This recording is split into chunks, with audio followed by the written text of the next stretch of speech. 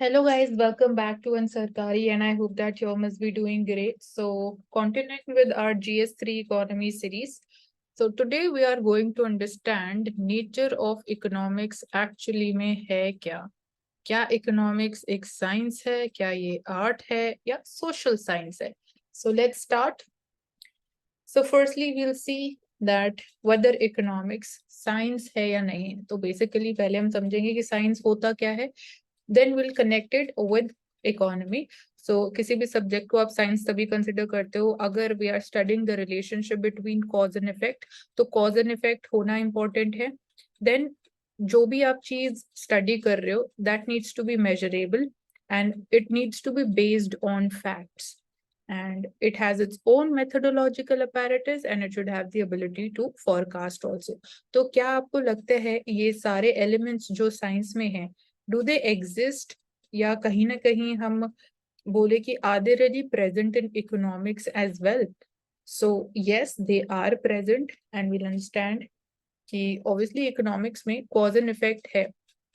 जब आप बात करते हो लॉ ऑफ डिमांड की तो उसमें ऑब्वियसली कॉज एंड इफेक्ट है. अगर किसी चीज की डिमांड बहुत ज्यादा इंक्रीज हो जाती है, डिमांड इफ इट इंक्रीजेस तो प्राइजेस भी इंक्रीज होंगे. तो ये कॉज है एंड ये इसका इफेक्ट है. So this is one thing. And then अब बात करते हो कि हम आउटकम्स जो मेजर करते हैं that in terms of money. But यहाँ पे आपके माइंड में ये भी आना चाहिए कि जब हम यूटिलिटी की बात करते हैं तो यूटिलिटी को आप कैसे मेजर करोगे. उसको you can't quantify it and measure it, so that's not possible. So इसलिए वी कांट से कि इकोनॉमिक्स प्योर साइंस है. साइंस है, that's true, but it is not pure science. That is not there. Then economics में again अपनी खुद की methodology है of studying and again forecast तो बहुत important role play करते हैं जब हम economics की बात करते हैं, specifically inflation forecast. And आज ही अगर आप लोगों ने न्यूज़पेपर रीड किया होगा तो आपने देखा होगा कल मॉनेटरी पॉलिसी कमेटी की मीटिंग थी तो जो उनका इन्फ्लेशन फोरकास्ट था उन्होंने उसको रिवाइज किया है अपवर्ड्स की. वी एक्सपेक्ट कि आने वाले टाइम में inflation might increase and the forecast has been increased revised up to 5.4 percentage points. All right. तो साइंस तो है इकोनॉमिक्स लेकिन प्योर साइंस नहीं बोल सकते हैं.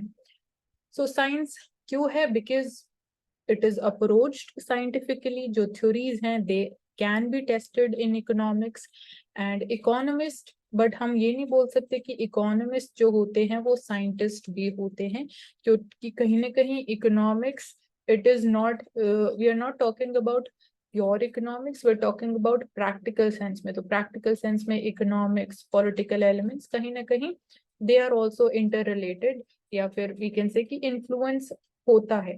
All right. So that's why economist को हम साइंटिस्ट भी नहीं बोल सकते हैं. तो जब हम हार्ड साइंसेस की बात करते हैं या प्योर साइंसेस की अगर हम बात करें लाइक फिजिक्स होता है, केमिस्ट्री होता है, साइंटिफिक रिजल्ट्स होते हैं, they can repetitively be duplicated. मतलब आपने कोई साइंस का एक्सपेरिमेंट किया एंड जो रिजल्ट्स आए या जो आउटकम आए उनको आप मतलब वो कहीं ना कहीं बोल सकते हैं they are universal in nature. But that is not true in case of economics. So economics के केस में यूजुअली अगेन हम बोलते हैं कि it depends upon situation to situation. Like आप किसी पर्टिकुलर कंट्री की बात कर रहे हो एंड कोई पॉलिसी मेजर है तो लाइक अगेन यहाँ पे भी हम मॉनेटरी पॉलिसी का ही एग्जांपल लेके चलेंगे यूएसए में और इंडिया में. तो इंडिया में रेपो रेट को अभी चेंज नहीं किया गया है. We have maintained the status को.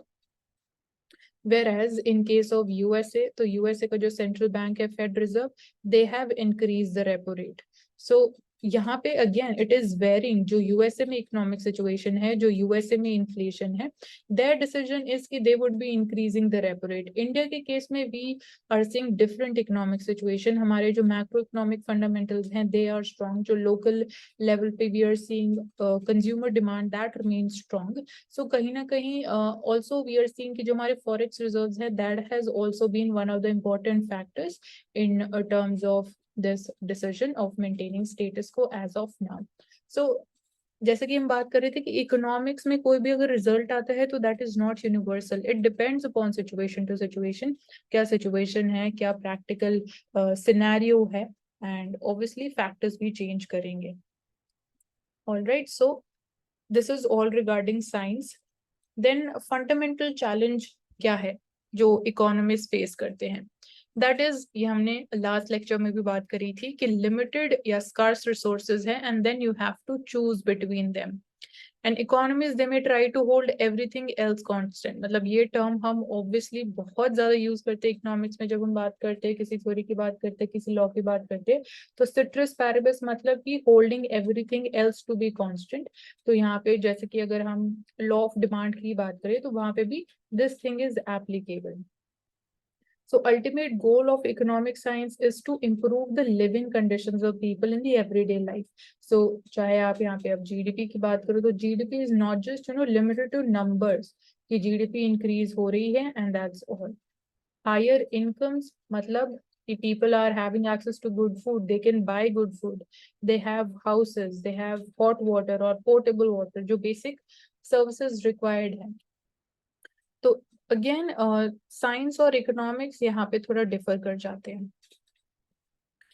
Now coming two types of science, मतलब क्या पॉजिटिव साइंस है या फिर नॉर्मेटिव साइंस है। इकोनॉमिक्स की अगर हम बात करें तो क्या इकोनॉमिक्स में भी ये एलिमेंट प्रेजेंट है।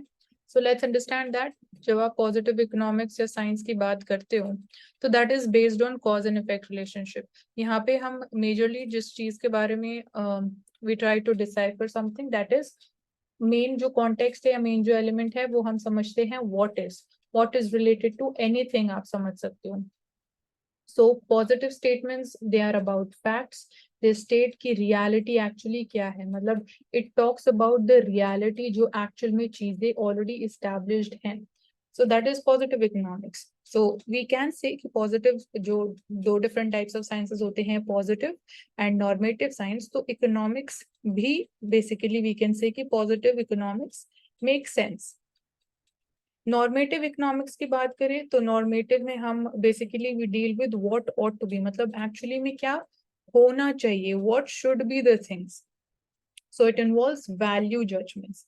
सो normative economics, this is concerned with normative statements, it is based on norms, मतलब नाम में ही क्लियर है normative। like example, suppose there is a question like what should be the level of national income, किस, जैसे कि अभी हम अगर हम बात करें प्रैक्टिकल कॉन्टेक्स्ट की, if I related with the current thing, तो हम बात करते हैं by 2047 we have a vision कि India would be a developed country. तो वहां पे हम बात करते हैं कि हमारी जो जीडीपी ग्रोथ होनी चाहिए वो किस रेट पे होनी चाहिए if we want to be a developed country by 2047 when we complete 100 years of independence। तो ये आ जाता है नॉर्मेटिव इकोनॉमिक्स के अंडर। All right, now coming to the second aspect, क्या इकोनॉमिक्स आर्ट भी है।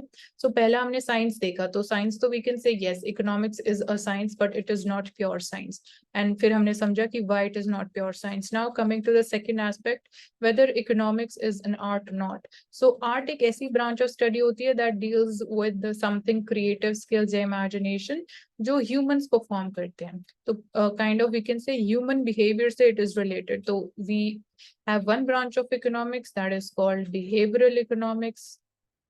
So this makes it clear कि yes, economics is an art as well। So इसको आगे और समझते हैं। So art is a system of rules for the achievement of a given end। So we know कि in practice economics is also used for achieving variety of goals। हमारे पास targets होते हैं, so we have a proper plan of action to achieve those targets। So similarly arts में भी यही system follow किया जाता है, रूल्स होते हैं किसी एक एंड को अचीव करने के लिए। Similarly that's true in economic sense as well. So every individual economic unit has an economic goal to achieve. Like किसी इंडिविजुअल की बात करोगे तो they might be having a goal in terms of कि how much they want to earn, कितनी उनकी monthly income होनी चाहिए या ईयरली इनकम होनी चाहिए, देयर लाइफस्टाइल से रिलेटेड वो कैसा होना चाहिए। So all of that is there जब हम इंडिविजुअल लेवल की बात करते हैं। तो अकॉर्डिंगली फिर आपका कोर्स ऑफ एक्शन रहता है, accordingly you work upon your education, accordingly you work upon development of your skills. So course of action, it varies according to your end to according to your goal and target। So economic laws जो हैं they are widely used and relied upon at all the levels of economic activities. यहाँ पे हमने सिर्फ individual level की बात करी, but that is true for the state level also, for the districts also, for national level, for the global level as well. So that makes economics an art. So second question का भी answer हमें मिल गया कि yes, economics is an art also. So art tells us how to do the thing to achieve an objective. ये हम देख चुके हैं, like पॉलिसीज होती है इकोनॉमी में, लाइक हम रिन्यूएबल एनर्जी टारगेट्स की अगर हम बात करें तो that's true in this case also. We have a proper policy, so that is there. And art is a practical application of theoretical knowledge. So like arts, economics also practices its theoretical laws. जो theories हैं, जो laws हैं, जो principles हैं, उनकी practical application को हम देखते हैं. So it makes economics an art. So there are various policies, they are made only after having the theoretical knowledge. So ये theoretical और practical aspect का भी हमने last lecture में बात करी थी कि economy and economics इसमें क्या डिफरेंस होता है. तो यहाँ पे भी हमने बात करी थी कि इकोनॉमी की अगर हम बात करें तो this is more practical, economics is more of theoretical. Alright, तो ये कहीं ना कहीं वही चीज की बात कर रहे हैं. तो अब हम कलेक्टिवली देखें साइंस और आर्ट्स, तो दोनों कॉम्प्लीमेंट्री है टू ईच अदर. मतलब आज के टाइम में you can't see things in isolation. So economics is also considered, both science भी है, आर्ट्स भी है. सो आर्ट प्रैक्टिकल एप्लीकेशन है थ्योरेटिकल नॉलेज का. सो सिमिलरली जैसे आर्ट्स है, इकोनॉमिक्स में भी हम देखते हैं थ्योरेटिकल लॉज की application and real efforts and real actions की बात की जाती है. So we can say that the bottom line is economics is an art that requires understanding of the power, psychology, philosophy, history and society. So you can see इसमें science वाले elements भी आ जाते हैं, इसमें arts वाले element भी आ जाते हैं. All right. So economics is an art, it's a science. So I hope ये दो aspect clear है. Moving to the part about social science, whether economics is a social science or not. तो science तक तो हमें ideas clear है. अब social science की बात करते हैं तो yes, it is a social science क्योंकि it deals with one aspect of human behavior. Social science में most often we talk about human behavior, how men deal with the problems of scarcity, कैसे आप choice make करोगे. So again ये human behavior से related है. Your decision is related to human behavior. So it is believed कि economics को we believe कि it is the queen of social sciences, not just social science, it is the queen of social sciences. So both macroeconomics, microeconomy की अगर हम बात करें, दोनों को हम consider करते हैं to be social sciences. So it in a way it helps to explain कि कैसे society function कर रही है. And अगेन यहाँ पे भी इकोनॉमी में भी जब आप बात करते हो, इकोनॉमी के भी इतने फर्दर डायमेंशंस होते हैं, आप उसको और ब्रेक डाउन करके या डीकंस्ट्रक्ट कर सकते हो. पॉलिटिकल इकोनॉमी, एग्रीकल्चरल इकोनॉमिक्स की बात करते हैं, फाइनेंशियल इकोनॉमिक्स होता है, बिहेवियरल इकोनॉमिक्स हमने बात करी.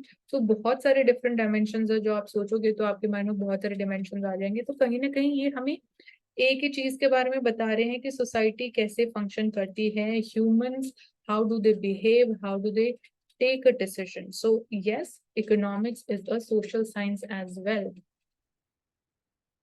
We see कि exchange of goods होता है in a society. So last lecture में again हमने coordination की बात करी थी between demand and supply. Coordination मतलब कि suppose a particular set of community है, उनकी क्या डिमांड है किसी पर्टिकुलर गुड के लिए, and particular set of community है जो प्रोड्यूस करते हैं गुड्स एंड सर्विसेज. तो इस बीच में कोऑर्डिनेशन ये होना चाहिए कि आप कौन से गुड्स एंड सर्विसेज प्रोड्यूस करने के लिए डिसाइड कर रहे हो एंड कौन से गुड्स एंड सर्विसेज की डिमांड है. तो इनके बीच में अगर कोऑर्डिनेशन होगा then only it will make sense. All right, so as a social science यहाँ पे और further elaborate it is been done. So models, they help the economists to understand, explain, predict the real world economic phenomena. Like other social scientists, economists, they usually do not perform laboratory experiments. So economy में हम laboratory experiments नहीं करते हैं, but we do carry out surveys, questionnaires किए जाते हैं. Like we have census. So economics में थोड़ा और practical aspect होता है. And accordingly, obviously, ये universal नहीं रहता है. It also varies. हम जैसे बात करी, it depends. So models, they are evaluated on their ability to predict and not on the realism of the assumption. So economic models, they relate to the behavior also and not through process, not thought processes. Behavior से related है, आपके thought processes से related नहीं है. तो economics, अब हमने तीनों चीजें समझ ली. साइंस भी है, इकोनॉमिक्स आर्ट भी है, इकोनॉमिक्स सोशल साइंस भी है. इसके पीछे की हमने सारी रीजंस, नुआंसेस सब हमने समझ लिए हैं. सो आई होप कि अब आपको क्लियर हो गया होगा कि इकोनॉमिक्स एक्चुअली है क्या, नेचर ऑफ इकोनॉमिक्स क्या है. सो if somebody asks you, so you can clearly answer. All right, and if you have any doubt, you can get back to us, you can comment your doubts and we'll get back to you. So thank you so much for joining us, and do subscribe to the channel and also hit the like button for this video. Thank you so much for joining us.